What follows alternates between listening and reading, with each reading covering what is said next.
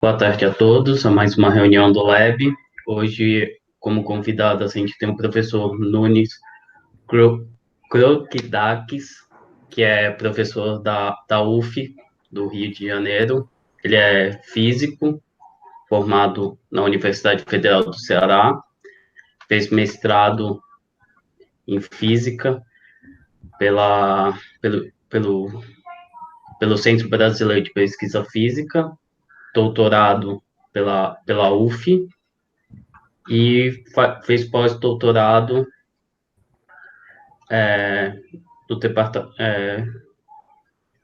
pós-doutorado no departamento da PUC de Física da PUC do Rio. Seja muito bem-vindo, professor. Passo a palavra. Beleza, obrigado. Eu agradeço aí o convite. Vou compartilhar aqui minha tela, tá? Peço que, se vocês puderem confirmar, eu vou compartilhar a tela inteira, que eu creio que fica mais fácil, porque aparece a setinha do mouse e é sempre bom para poder Sim. indicar, apontar. Vocês Está, conseguem ver a apresentação? sim, Bom, beleza. Então eu vou deixar aqui, eu vou colocar em tela cheia, que vai ficar um pouco mais fácil. Beleza. Bom, enfim, então, de novo, eu agradeço o convite. É sempre muito, assim, um exercício muito bom poder falar para pessoas de outras áreas, né? Porque, apesar de eu ter interesse por problemas, né, vamos dizer assim, interdisciplinares, né? A minha formação é toda em física, desde a graduação, né? Graduação, mestrado, doutorado. Sempre tive em departamento de física, né? E aí, enfim, a gente tem interesse por esse tipo de coisa porque, assim, em última instância, né, a física é uma ciência da natureza que trata de interações, né, fundamentalmente, né? Então a gente fala, né, muito sobre forças, né? Força e interação, as coisas, essas palavras às vezes se confundem, né? E nos cursos usuais de física a gente estuda a interação gravitacional, a interação eletromagnética, interações nucleares, enfim. Em última instância, né, o que a gente fala aqui é sobre dinâmica de populações, né? Então são doenças transmitidas por contato, né? E que isso não deixa de ser uma interação, mas uma interação social, né? Você entra em contato com uma pessoa que tem, enfim, Covid e várias outras doenças, gripes, herpes, doenças são transmitidas por contato, né? E que você pode ficar infectado ou não, se você entrou em contato. Então, em última instância, é uma interação, pode dizer que é uma interação social, talvez, né? E que, agora, como que isso acontece? Como que se modela isso, né? Quais são as equações, as leis que governam esse tipo de fenômeno, né? Então é um fenômeno natural, mas que não é um fenômeno de origem na física, mas que a gente tem interesse, tá? Então, a minha apresentação aqui eu separei, parece muito grande, mas algumas sessões são bem pequenas, tá? Então eu vou fazer uma introdução rápida, que eu já estava, enfim, até me adiantando um pouco aqui, e eu vou falar sobre modelos compartimentais, né? Essas sessões 3 e 4 são dois modelos que a gente fez, que a gente que foram aplicados, né? Inicialmente ao estado do Rio de Janeiro, ano passado. Esse já foi mais numa segunda fase da doença, pensando em termos do Brasil de uma forma geral, de economias emergentes, né, como o Brasil, que tem um setor de economia informal muito forte, e isso a gente vai ver que impactou, né, está impactando fortemente na evolução da Covid, e o que eu vou falar especificamente sobre a questão de segundo pico, né? A gente fez esse estudo no segundo semestre do ano passado, então quando a coisa ainda estava, vamos dizer, esfriando e já prevendo a ocorrência de um segundo pico. E aí eu vou fazer uma revisão bem rápida antes sobre o modelo CIR, né? Que é o modelo padrão básico aí, né? No final, algumas conclusões, um bate-papo, e aí, vou voltar rapidinho aqui, vocês podem ficar à vontade, tá, gente, para interromper em qualquer momento. Acho que, como eu vou estar olhando para a apresentação, fica um pouco mais difícil de acompanhar aqui vocês. Então, acho que o ideal é que possa apertar aquele botãozinho de levantar a mão ou abrir diretamente, né, o microfone. Eu acho que fica mais fácil, porque eu não vou estar acompanhando aqui a sala virtual, tá? Então, eu vou voltar aqui. Fiquem à vontade, tá? Como eu disse, eu tentei fazer uma apresentação que não exagere muito em nada, né? Bom, nada do que eu sou mais especialista, que é a matemática, mas enfim. Então, como eu estava falando sobre doenças transmitidas por contato, né? É o caso da Covid, fazer um pequeno aqui histórico dela, né? Que, bom, enfim, coisas que a gente já ouviu muito, que vocês provavelmente já conhecem. Acho que eu uso nas apresentações, que muita gente só viu a evolução da Covid e perdeu um pouco daquela coisa inicial, né? Então, é uma pandemia, aquela coisa que é considerada globalmente como algo que infectou um número muito grande de pessoas em muitos países, né? Não é a primeira pandemia, né, que a gente observa na história, só alguns exemplos aqui.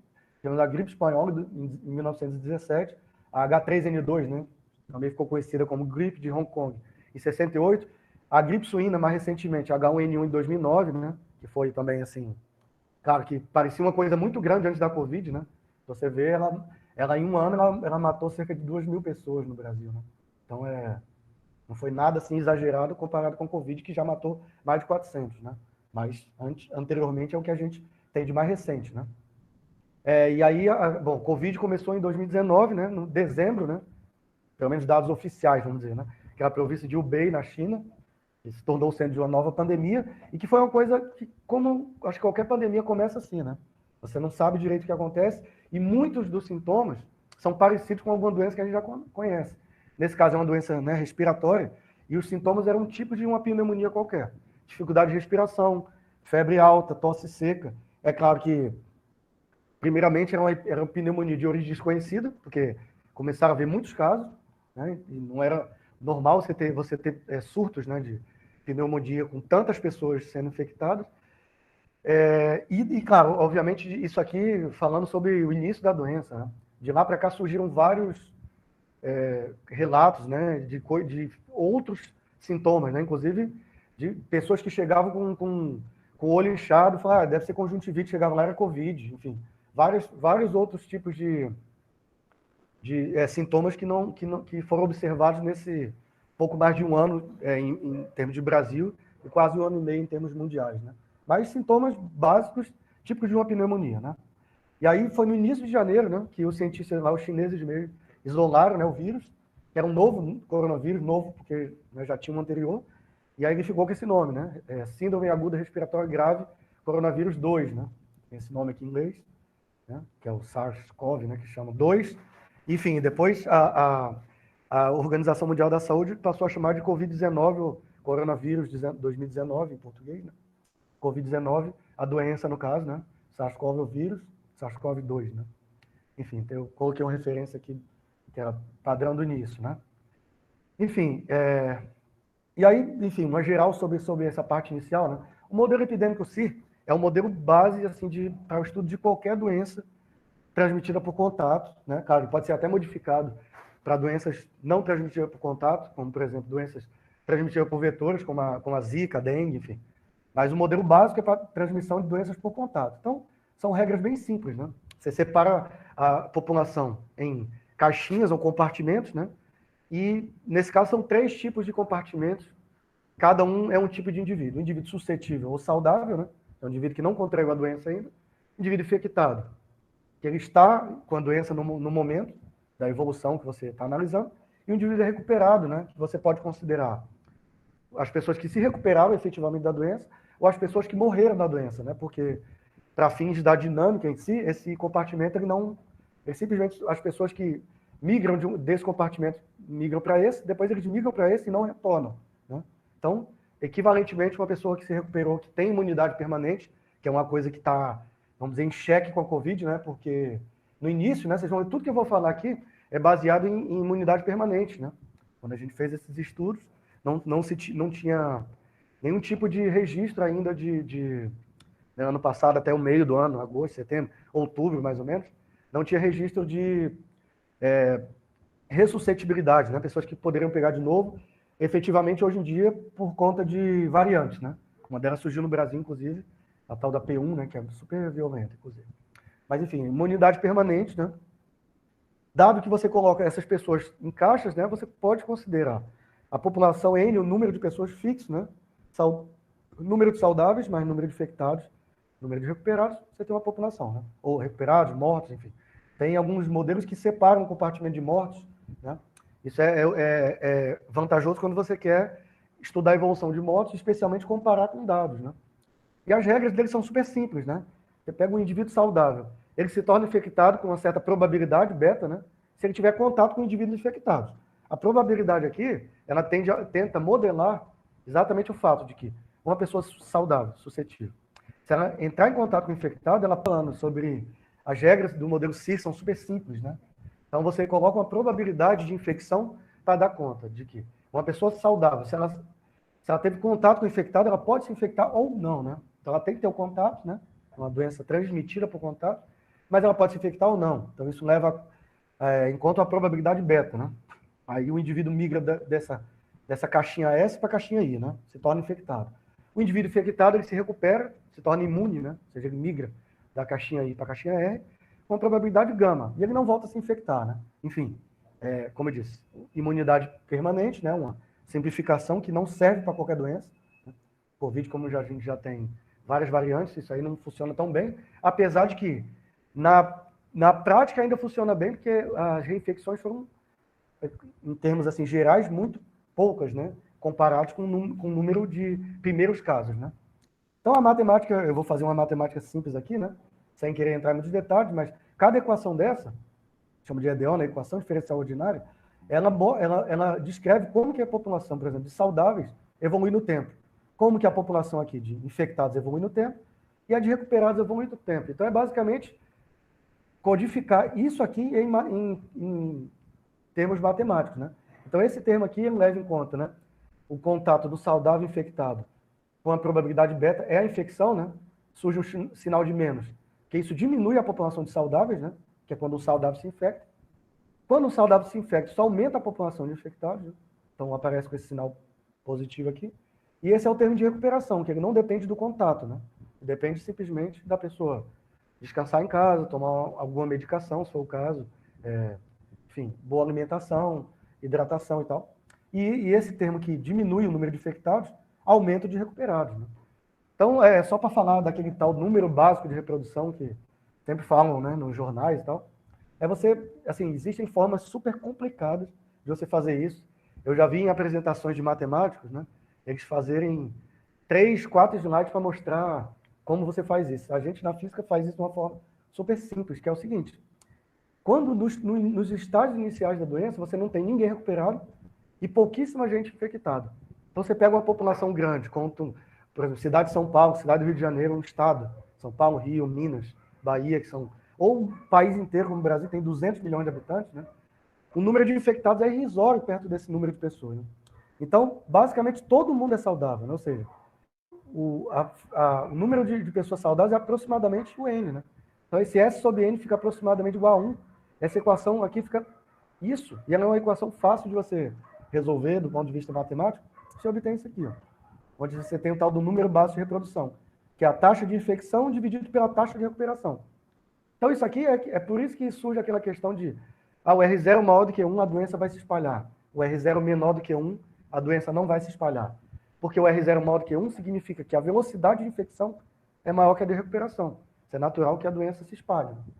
E que, se o beta for menor que gama, quer dizer que a velocidade de recuperação é maior que a de infecção. Então, quando você tem um R0... Aí eu caí de novo? Não, né? Não. Ah, tá. E aí faz um barulhinho, eu pensei ter ouvido. Enfim, esse é o número básico de reprodução. É claro que depois isso evolui com o tempo, né? Isso é da fase inicial da doença. Então, um exemplo aqui, por exemplo, com a taxa de infecção de 20%, taxa de recuperação de 5%, isso me dá um R0 de 4. Isso significa que, em média, cada pessoa infectada infecta outras 4 pessoas. Então, isso dá para imaginar que você vai ter um espalhamento grande da doença, né? Então, aqui são as frações, né? Ou seja, eu peguei o número de saudáveis, dividi pela população. Número de infectados, dividi pelo tamanho da população. Número de recuperados, dividido pelo tamanho da população. Isso tudo vai ficar entre 0 e 1, né? Então, as pessoas vão se infectando. O número de saudáveis diminui, que é essa curva preta. Opa. O número de infectados aumenta, até que isso aqui que a gente chama de surto, né? Ele atinge o máximo, né? Que aqui foi bem alto, né? 40% da população. Depois ele começa a cair porque as pessoas vão se recuperando. Essa curva verde. Ela se recupera e depois a doença desaparece, né? Essa curva vermelha vai a 0. Isso é uma evolução básica, né? Se você pegar um R0 menor do que 1, essa curva vermelha, ela começa no número pequeno e ela cai muito rapidamente, né? Então, a tal da exponencial, né? Que é uma função matemática que é muito... Ou seja, ou ela cresce exponencialmente ou ela decresce exponencialmente.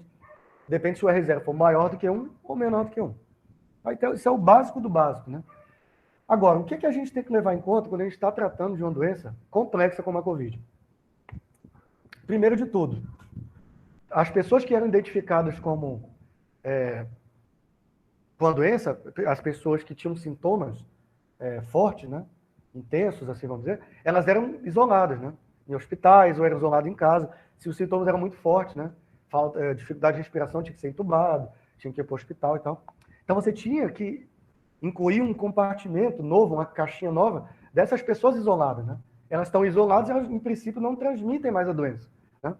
E depois você tem pessoas que apresentam sintomas, que chamam, né, de sintomáticos, pessoas que não apresentam sintomas, estágio assintomáticos, né? E essas tipos de pessoas, dois tipos, né, transmitem a doença, tá? Então, o que a gente chama de CIC-R, né? Que tem um modelo desse, com saudáveis, infectados, que você inclui todo mundo, né? Os que têm sintomas, os que têm sintomas leves, e os quarentenados, que são as pessoas que são identificadas, né? Então, eu vou incluir, por exemplo, uma taxa, como tem uma taxa de infecção, uma taxa de recuperação, eu vou incluir nesse modelo uma taxa de identificação de pessoas sintomáticas, né? De pessoas com sintomas graves, né? Tá certo? Então, isso aqui foi publicado nessa revista, né, em julho do ano passado, Chaos, Solitons e Fractals, né, que foi uma análise E o meu objetivo não foi fazer nenhum tipo de previsão, porque a gente sabia nessa época, não sabia quanto tempo isso ia durar, né? Quase um ano depois a gente está falando isso aqui, né? Não sabia quanto tempo isso ia durar, mas a gente sabe que a dinâmica de uma doença dessa é muito complexa, né? E que depende muito de duas coisas. Primeiro, do governo, ele impor medidas de restrição, né? De isolamento social, fechamento de comércio, de praias, enfim, aqui particularmente praia é uma coisa super complicada, né?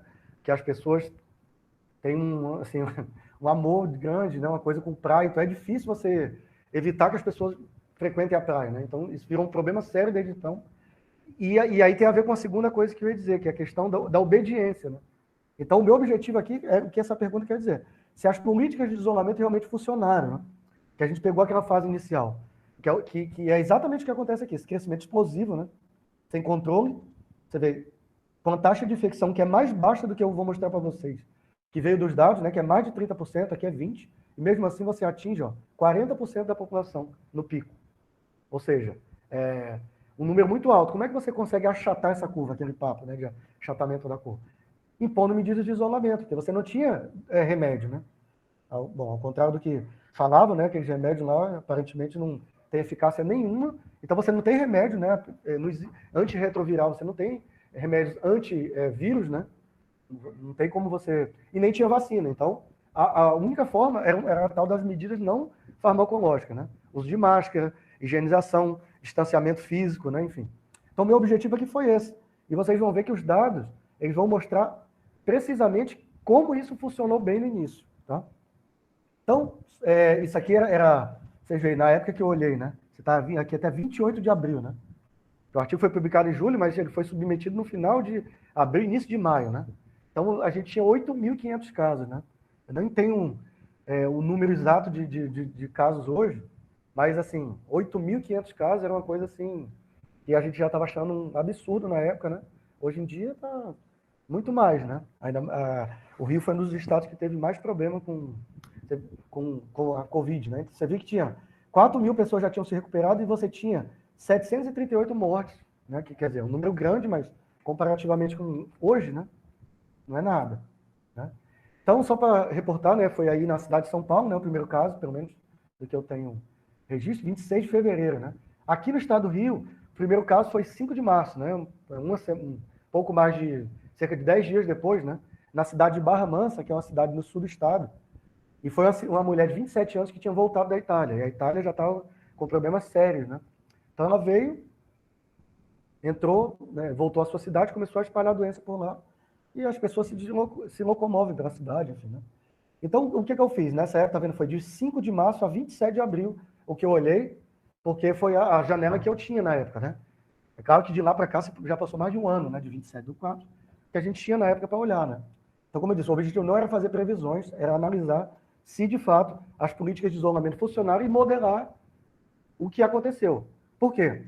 A análise inicial da doença, que eu olhei, que é de 5 de março, eu tive que identificar essa data, até 24 de março, que foram aqui cerca de, né, quase cerca de 20 dias, né, contando o primeiro e o último, você tinha um crescimento muito rápido, que matematicamente é exponencial, dos casos confirmados. Só que depois, por causa das políticas de isolamento, eu não lembro agora a data, mas já eu falo para vocês no slide seguinte, a partir quando você olha todos os dados, você vê que o crescimento, em algum momento, ele foi diminuído. Dessa data até aqui, ele é um crescimento bem mais lento, que em matemática a gente chama de subexponencial, quando ele é mais lento que exponencial. E a questão é, por que virou um crescimento mais lento? Essa foi a análise que eu quis fazer, certo? Então, como eu disse, é um modelo com 4 classes, né? Em inglês essa é a sigla, né? Saudáveis, infectados, quarentenados e recuperados ou mortos, enfim. Então, essa classe I, que é aquela anterior que era dos infectados, eu considerei indivíduos infectados, mas eles estão com sintomas leves ou sem sintoma nenhum. Então, eles não estão isolados, a pessoa nem sabe se ela está com Covid ou ela está com sintomas de um resfriado. Uma febre baixa, que dura 1 ou 2 dias, enfim. Um pouco de dor no corpo e depois de poucos dias isso passa. Agora, quando os governos estavam impondo quarentena para indivíduos sintomáticos, né? Então eu criei uma nova classe de quarentenados. Tá? E também, assim, por que é realista considerar os dois, se os dois estão infectados, né? Porque foi reportado, né, nesse artigo lá atrás da Science, né, que muitos indivíduos não desenvolviam sintomas ou apresentavam sintomas leves, né? Cerca de 50% foi documentado aqui, né? Você vê que, tá vendo? É uma questão de uma infecção, substancialmente, você tinha um volume muito grande de não documentação de infecções. Pessoas que não eram identificadas como tendo Covid, porque não tinham sintoma nenhum, ou tinham sintomas de um resfriado leve. E pessoas que, ao mesmo tempo, tinham que ser entubadas e que em cerca de 2, 3 semanas as pessoas poderiam morrer, né? Muitas pessoas morreram assim, né? Enfim, aí preferi, né, fazer um modelo mais realista separando isso. Tá? Então, assim, são equações de evolução, sem entrar em muitos detalhes, né? Muito parecidas com aquela, mas você entra aqui, ó, a caixinha de quarentenados, né? E essas pessoas vão migrando de uma classe para outra. Então, ela migra, por exemplo, de saudável para infectado, com infecção. Algumas dessas pessoas são identificadas com esse parâmetro que eu chamo de ETA, né, que é esse Nzinho utilizado, é a taxa de detecção de infectados. Então, eles entram aqui nessa caixinha de quarentenados e depois, porventura, eles se recuperam. Né? E também as pessoas que não são identificadas, elas se recuperam com a probabilidade alfa. Então, ela vem para cá. Né? É uma dinâmica um pouco mais complexa, né? E aí a gente pode fazer, a partir disso aqui, fazer uma análise, né? Então, assim, aquela mesma análise que eu fiz anteriormente, você chega a um crescimento do número de infectados, também que isso aqui representa aquela tal função exponencial, né? Com o número de pessoas infectadas no início do estudo, sem entrar em muitos detalhes, né, matemáticos. O que eu estava interessado era o seguinte, comparar o número de casos que esse modelo me dá com aqueles dados que eu mostrei. Só que o número de casos não é o I, né? Se você pegar, por exemplo, as pessoas que são confirmadas, que entram nas bases de dados, são as pessoas identificadas, que são isoladas, então o número de quarentenados, e as pessoas que se recuperaram da doença, ou que morreram, né, no caso. Você pode juntar todo mundo aqui. Então, se você somar os Qs com os Rs, ou seja, quem está com a doença agora e foi identificado, e quem já se recuperou ou morreu, somando esse conjunto, você tem um número de casos confirmados. Confirmados, tá? Não é o número de casos totais, que as pessoas assintomáticas não são identificadas, né? Então, era somar Q com R, né? Então, enfim, tem uma matemática aqui que eu não vou entrar em detalhes. A gente consegue obter uma expressão para Q mais R, que é o número de casos identificados, né? Quem está com a doença e está isolado, e quem já se recuperou ou morreu, em função dos parâmetros, né? Taxa de recuperação de assintomáticos, taxa de identificação de pessoas com Covid, taxa de infecção, e você tem aqui, né, o tempo e tal, o número inicial de pessoas no início do surto. Então, o que eu fiz? Eu peguei essa equação aqui e fiz o que a gente chama de ajuste de dados. Né? Eu peguei os dados de pessoas, de casos confirmados, e usei essa equação. É tipo fazer um mapeamento de um no outro. Né? Quando você faz isso, esse ajuste ele me dá esse parâmetro, esse e esse zero. Ele me dá tudo. Então, é isso aqui. Ó. Aqui é só uma escala diferente. Tá? Esses pontinhos são os casos confirmados, né, dentro de cerca de 20 e poucos dias, né, que é aquela janela que eu falei, de 5 a 24 de março. Então, você tem o ajuste me deu, por exemplo, uma taxa de infecção de cerca de 32%, como eu disse, bem maior que aquele 20% lá atrás. as taxas de recuperação de assintomáticos, identificação, dá em torno de 2%, recuperação de infectados 2%, e aqui era o número de pessoas no início do surto, que deu 8%. Né? Então a gente tinha esse crescimento aqui exponencial, rápido. Né? O que a gente pode fazer com isso, com esses dados, além de ver isso? A gente pode estimar algumas quantidades que são de interesse. Por exemplo, sem entrar em detalhes, o tal do R0, né? Aqui ele dava 7,75. Olha como esse número é alto e assustador. Quer dizer que a cada 100 pessoas infectadas, elas infectam, em média, 775 pessoas. Por isso que a coisa cresceu de uma forma super descontrolada nesse início. Outra coisa, você pode estimar o número de dias que leva para dobrar o número de casos. Você tem, que deu 2 dias e meio aproximadamente, ou seja, você está aqui, você tem 100 casos, daqui a 2 dias e meio você tem 200. Mais 2 dias e meio você passa a ter 400, e por aí vai. E uma coisa que foi a novidade desse modelo é fazer essa estimativa aqui, ó, que é uma razão entre as pessoas que têm a doença e não são identificadas e as que são identificadas. Isso aqui deu aproximadamente 14, baseado nesses parâmetros que foram aqui identificados, né? Ou seja, significa que a cada pessoa que você identifica como pessoa tem Covid, existem outras em torno de 14 que não são identificadas. É o tal da subdocumentação, né? Que a gente sabe que era alta, que é alta, hoje é menos, né? Mas na época, você via que, por exemplo, notícia aqui do G1, por exemplo, você tinha 8 mil casos confirmados e os caras falavam que, ó, você entender que de 15 a 20 não eram diagnosticados, né? Você poderia ter até 140 mil casos de verdade. Então, 15 a 20. Então, o modelo previu 14 aqui, né?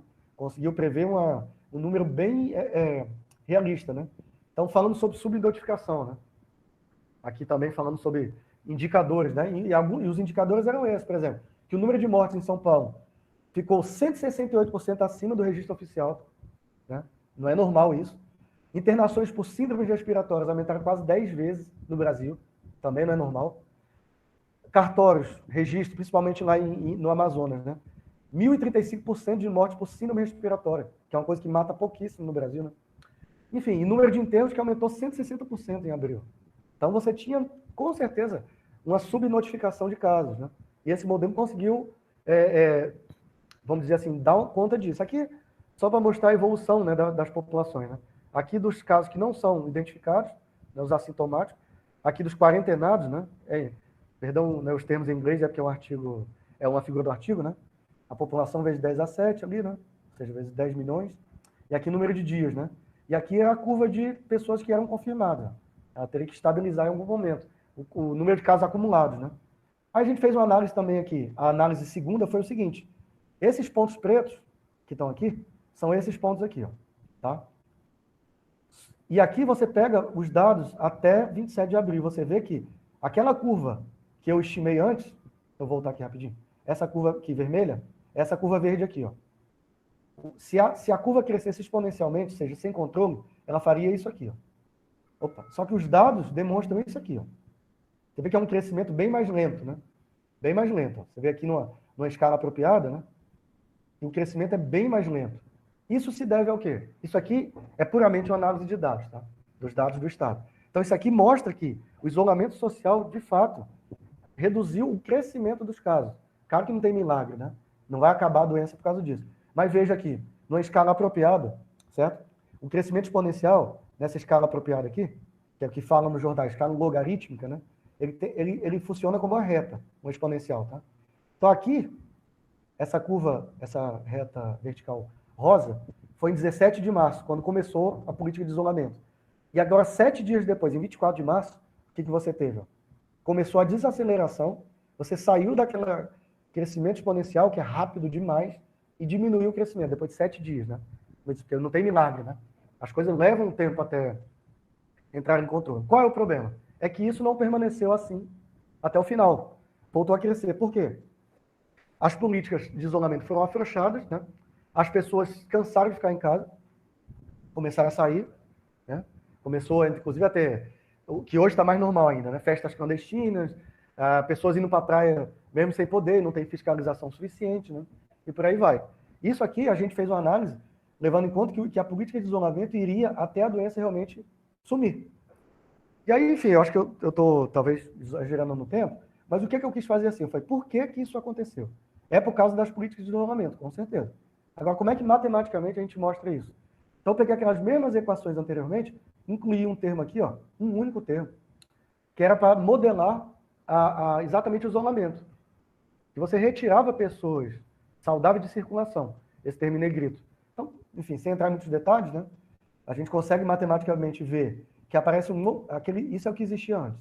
Aparece um outro termo que mostra que exatamente esse K0 aqui, que é um parâmetro relativo ao isolamento, que ele aparece aqui, ó, ele que diminui, né?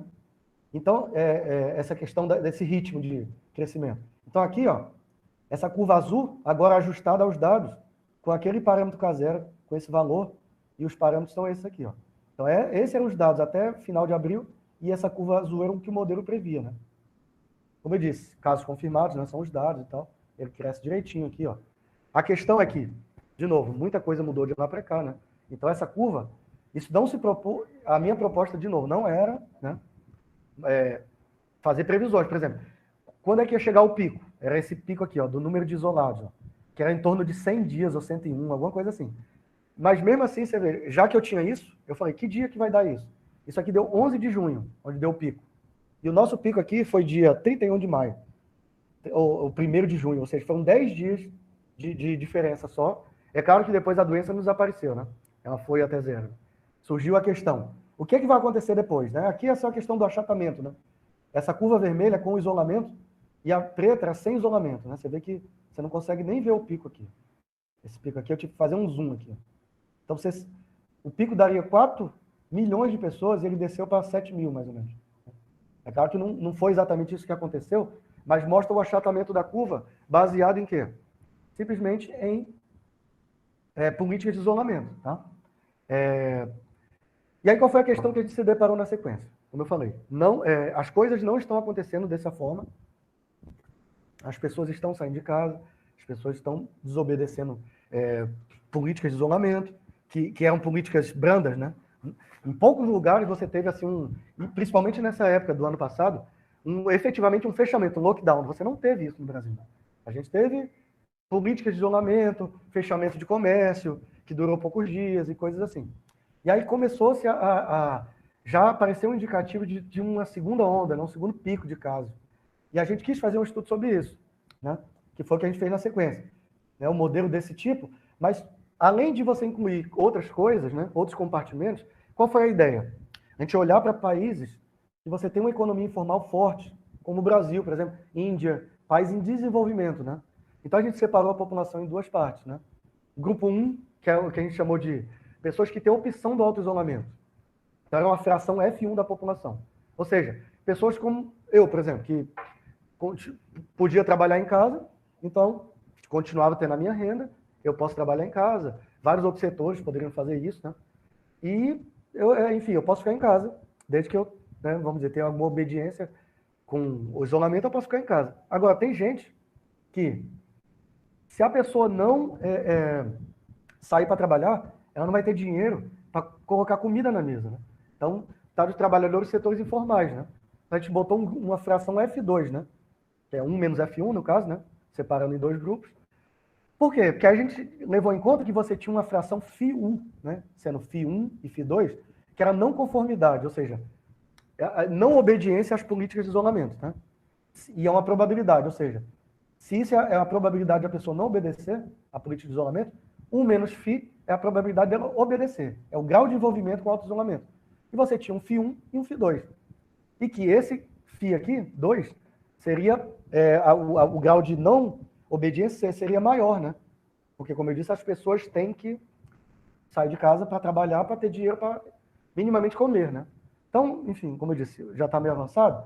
É um trabalho em colaboração com alguns colegas do CBPF, onde eu fiz mestrado, um colega da Economia da Universidade de Brasília, enfim, está para sair esse artigo. Mas, enfim, basicamente era isso. A gente considerava que o indivíduo saudável, além de uma taxa de infecção beta efetiva, ele tinha uma probabilidade de desenvolver sintomas, P. 1 menos P é a probabilidade de não desenvolver o assintomático.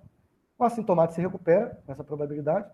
Quem desenvolve sintomas, ou ele morre com a probabilidade Q, ou com 1 menos Q ele se recupera. E, levando em conta, eu não vou entrar em muitos detalhes aqui, mas quando você impõe cada cor dessa, um isolamento, são números diferentes para a obediência do isolamento. Então, aqui você não tinha isolamento, você passa a ter, e depois você aumenta o isolamento. Esse número, quando ele diminui, você está aumentando o isolamento. Isso aqui, quando você não tem a divisão em duas classes, né? Você só tem as pessoas que podem se isolar. Então, você vê que essa curva deveria crescer aqui e dar uma quebrada, né? Ou seja, essa curva amarela é só os casos sintomáticos e a azul leva em conta sintomáticos e assintomáticos. E aí, o que a gente quis ver? Vamos fazer o seguinte, essas medidas são permanentes de auto-isolamento. Então, a gente pensou no seguinte, a gente chamou de protocolo 1 e 2, enfim. Só que o que acontece? Após a fase de crescimento da pandemia, existe uma pressão política, especialmente econômica, para se aliviar regras de confinamento. Que o comércio volte a abrir, que você libere shoppings, que você libere comércio. Praia, porque você tem muito comércio informal, né? Então, o que a gente fez? A gente monitorou a evolução de casos, ou seja, olha para hoje e olha para amanhã. O número de casos aumentou ou diminuiu? Aumentou, ok. Olha de amanhã para depois de amanhã. Diminuiu? Diminuiu. Então, a gente começou a monitorar a evolução de casos e cada vez que diminuía, de um dia para o outro, a gente pegou uma variável que a gente chamou de T-decrease, né? E somou mais um. E foi contando quantos dias seguidos o número de casos diminuía. Tá? Depois de um certo número de dias, que a gente chamou de T-off, você... Mas, enfim, como eu estava dizendo, a gente monitorou, ou seja, basicamente o que a gente fez foi monitorar. Chegou ao pico? Chegou. Então, um número T-off de dias após o pico, você começa a liberar as pessoas, ou seja, afrouxar as regras de isolamento, que foi o que a gente esperava que acontecesse, né? A gente esperava que acontecesse isso. E a gente viu, pegou um dado do IBGE, diz que em torno de 40% da população trabalha no setor informal. Então, a gente botou aquele F2, 40%, e quem está fora do setor informal, 60%. E pegou e diminuiu o isolamento. Então, o que a gente viu é que surge, efetivamente, um segundo pico da doença, né? Quando você vem apertando o isolamento, chegou no pico, aqui, ó, até 7 dias depois do pico, você afrouxa o isolamento, aí volta a ter um crescimento de casos, né? Agora, isso é uma variável do problema. Quando você aumentou para 15, você vê que você chega a ter um segundo pico, mas ele é um segundo pico mais baixo que o primeiro. Esse era mais alto, o anterior, né? E que se você esperar 30 dias depois do pico, ó, ela vai caindo, você chega a ter uma mudança, mas que ela não afeta diretamente, né, a evolução, né? Ou seja, a gente teria que realmente esperar muito mais tempo, né? Porque, na verdade, o problema foi outro, né? Porque o que a gente fez foi que não esperaram atingir o pico, efetivamente, para você liberar as pessoas, né? Você ter um afrouxamento das medidas de isolamento. Então, se isso aqui já previa, né, que a gente teria problemas, você esperando passar o pico, imagina antes, né? E deu o que deu, né? Na verdade, deu o que deu. Esse artigo aqui, inclusive, ele foi até destaque na página da Sociedade Brasileira de Física, né? Porque a gente estava falando sobre o segundo pico numa época que não tinha nem chegado no primeiro, né? Então, esse artigo ganhou um certo destaque nessa época, né? Só que, ao mesmo tempo, ele virou um trabalho um pouco mais teórico, né? Por quê? Porque você vê que a distância do primeiro pico por segundo é muito pequena, né? Você tinha aqui em torno de quê? De 90 dias, mais ou menos. E aqui 100 e pouco, 110, né? Ou seja, 20 dias, né? Isso não é o que é observado, não foi observado, né? Nos segundos picos, a gente já está falando, inclusive, de terceiro pico, né? Inclusive no Brasil, né? Então, assim, não vou entrar em detalhes, eu só botei um slide aqui. Enfim, só fazer uma discussão rápida, né? Como eu disse, a interrupção da regra de confinamento ocorreu uma semana após o pico, vendo que o segundo surto é maior que o primeiro. O cenário é diferente para 15 dias, onde esse pico é menor, né, como eu mostrei, e para 30 dias você não vê um pico secundário. Né? Aqui é o que eu estou fazendo agora com um aluno de mestrado, que é a questão de segundo pico, a gente está tentando ver um terceiro, relacionado também à fadiga do isolamento, ou seja, as pessoas cansaram de ficar em casa. Enfim, só que aqui a gente conseguiu, né, sem entrar em detalhes, né, porque não dá tempo, com conjuntos de parâmetros diferentes, você consegue ter essa curva azul, que você tem um segundo pico menor que o primeiro, ou a curva vermelha, que você tem um segundo pico maior.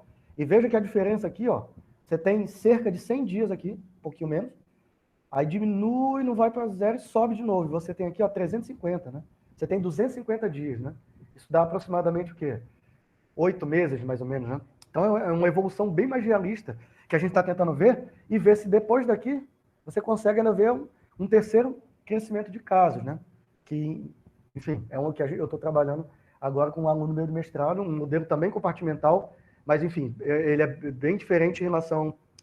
A gente separou pessoas que ficam mais em casa, pessoas que saem mais na rua, sem levar em conta questão de economia informal, e que as pessoas cansam de ficar em casa e acabam, né, se rendendo. O cara sai para ir para um bar, sai para ir para um restaurante, enfim. Está em desenvolvimento ainda, né, que ele só vai defender no meio do ano que vem, mas é uma ideia que já está dando um resultado que eu achei bem mais realista, né? E aí, enfim, eu acho que eu vou finalizar por aqui. Eu só queria fazer um convite, quem tiver interesse, agora na semana de 24 a 28 de maio, vai ter o Encontro Nacional de Modelagem Matemática da Covid, tá? Tem esse endereço aqui, eu posso daqui a pouco colar aí no chat. Não sei se eu já consigo fazer isso aqui agora. Seria interessante, para vocês. Quem tiver interesse, você pode se inscrever de graça, né? Não tem. Eu acho que saiu aqui, não devia ter saído essa setinha, né? A inscrição é gratuita, tá? Vão ter várias palestras durante a semana inteira. E eu, inclusive, vou falar lá sobre outro problema que a gente estudou, que é o seguinte, que é isso aqui, né? O que a gente...